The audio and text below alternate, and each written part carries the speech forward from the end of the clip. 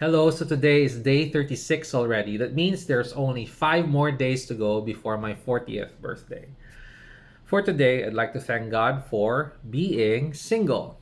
Yes, you heard it right. I'm thanking God for being single at 40. And that declaration comes from the experience of not being single, of trying not to be single, and from me loving myself and knowing myself and my becoming and knowing what I want and need. I think my family and friends know that my stubbornness, such as when I say yes or no, it's a firm yes or no. And it's never uttered without me thinking about it first. If I say maybe, I am still deliberating on its good, on its value and merit, but surely I will give my yes or no. So I am giving my yes to being single. I've learned not to look or find, but I must say, the hard way, just like everybody else.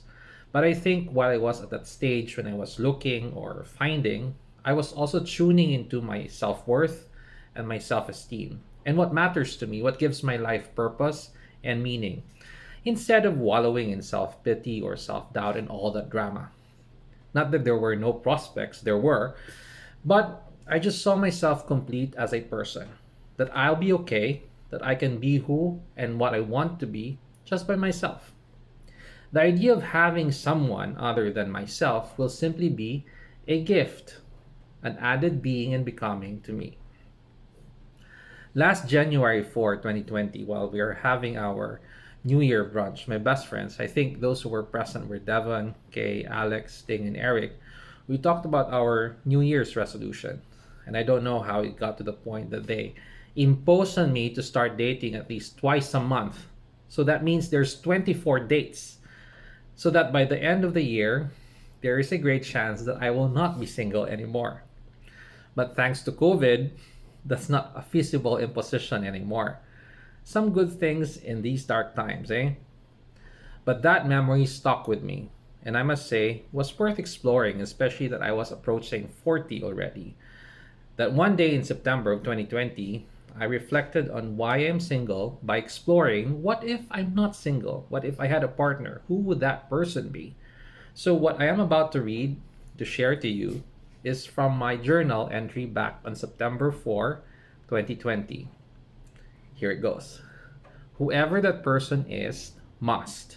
There are actually 11 points. So, number one, whoever that person is must have an imagination that can see beyond what is real, that can see the better and brighter things in the world, in life that is difficult, that is dark. And with that imagination, that person must be creative and not content with simply consuming and curating the good and the beautiful, but also creating them. Number two, be able to engage in a dialogue covering various topics, especially philosophy, history, sociology, psychology, and other social sciences. That more or less gives the other person the idea how I think and how to get into my senses. If that person is wise enough, that person can work this out, shortcut and skip numbers 1 to 10 and go to number 11. If not, at least that person is nerd enough to discuss critical thoughts, highlight on critical, about at least any popular topics. In short, that person must be intelligent or at least smart enough to engage in a worthwhile conversation. My dictum is you can work out the body, but you cannot just work out the mind. So kudos to the person who has worked out the mind growing up. Number three, have special talents, skills, abilities, or capabilities. If not, at least appreciates all forms of art.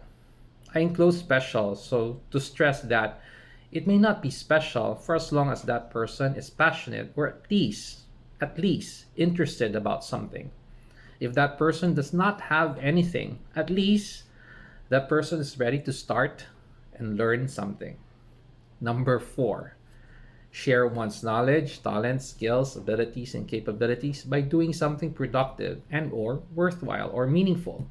In short, that person's idea of partnership should also extend to doing something worthwhile for others, for the world, not just for us. That will bore me to death. Number five, consider being a professional, regardless the level, or at least have a job. It is a duty to oneself to me, to society. Work, labor, is a requirement of human dignity. To prefer to sit at home, for instance, or even retire early when one is still able and capable, just because one is tired of working, is pathetic for me. That will bore me to death too. Number six, never be materialistic. If that person wants to get rich to buy material things, our values will be in conflict. If that person wants to get rich, it is to have the power and the means to supplement numbers 1, 3, and 4. If there is surplus, then some rest and recreation, some splurging is justified. Number 7, never ask me to stop the good I love to do and are already doing just because you want time or you have nothing meaningful or productive to do. Highlight on the good, which for me always means common good or things that are productive and meaningful not for myself or either of us, but for others. Always for others, for all. Number 8, never ask me to choose or have me stop being and doing things with my circle of friends. That person, on the other hand, must befriend my friends and vice versa. Vice versa means that I must be introduced to one's friends and must be part of one's circle of friends. Number 9, never ask me to change for nothing just because. I will only change if, after personal or mutual deliberation, the change is good and will change me for the better. And that is also expected from whoever the person is. Number 10, have a positive self esteem and self confidence as I have, or at least struggle to have one, no matter the mental or psychological baggage one has. I can help you with that. The baggage can be processed better in the long run if it is thriving on fertile or at least promising soil. And number 11, if that person does not have any or all of numbers 1 to 10, have something, as in something unique or something that will blow my mind that I will forget numbers 1 to 10. That is what I mean by being swept away. That could mean I am too mesmerized, stupefied, or bewitched by that something that my mind just switched to sleep mode.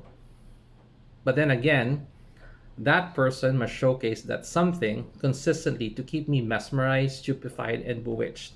Or else, my mind restarts and I will find my way back to shore. Hopefully, at least, when that time comes, that person has already learned one or two, if not all, of numbers 1 to 10.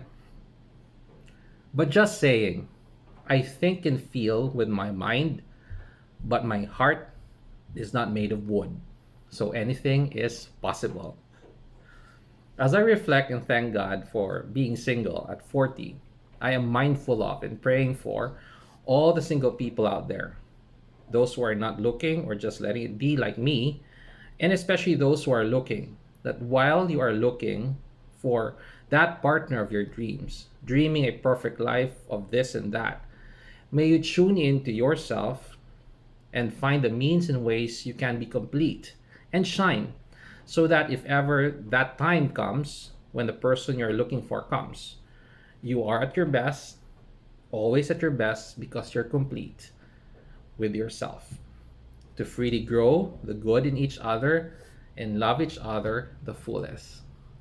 Thank you.